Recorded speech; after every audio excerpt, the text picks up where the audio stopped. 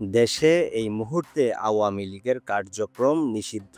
এরই মধ্যে আগামী জাতীয় নির্বাচনের সময় ঘোষণা করেছেন প্রধান উপদেষ্টা ডক্টর মোহাম্মদ ইউনূস। তাহলে এই নির্বাচনে কিভাবে অংশ নেবে আওয়ামী লীগ? আদৌ অংশ নেওয়ার সুযোগ আছে কিনা? এমন প্রশ্ন নিয়ে ভারতীয় গণমাধ্যম আনন্দবাজারের মুখোমুখি হয়েছিলেন আওয়ামী লীগের সাধারণ সম্পাদক ওবায়দুল কাদের। আওয়ামী লীগকে বাদ দিয়ে বাংলাদেশে আওয়ামী লীগ আসন্ন নির্বাচনে অংশ নেবে কিনা এমন প্রশ্নের জবাব দিয়েছেন পলাতক এই নেতা। শেখ হাসিনা তো বসে আছে, ওই যে বসে আছেন। ওবায়দুল কাদের বলেন, এই নির্বাচন ঘোষণার মধ্যেই নির্বাচন না করার ইঙ্গিত লুকিয়ে আছে।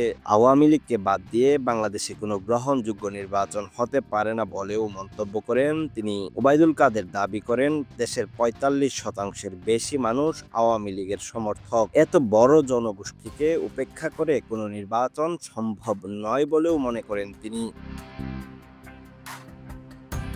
আনন্দবাজারকে দেওয়া সাক্ষাৎকারে ওবায়দুল কাদের জানান, তাদের সংগঠনকে এখন আরও শক্তিশালী করাই সবচেয়ে জরুরি কাজ। বর্তমানে তাদের দল, অস্তিত্ব এবং রাজনৈতিক ভিত্তি হুমকির মুখে বলেও স্বীকার করেন তিনি বলেন, এখন সংগঠনকে গোছানো হচ্ছে। আওয়ামী লীগ একটি গণভিত্তিক দল, তাদের শক্তির মূল উৎস জনগণ।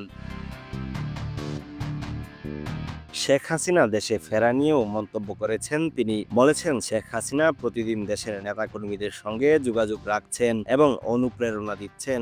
ঈদের দিন বিকেলে শেখ হাসিনার সঙ্গে যোগাযোগ হয়েছে বলেও জানান তিনি।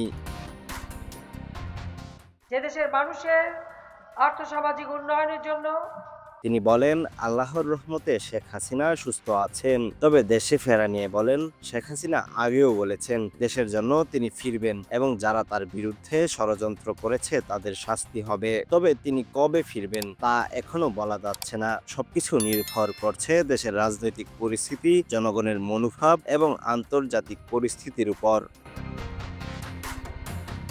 সৈয়দ আমিনুল ইসলাম, তথ্যবার্তা।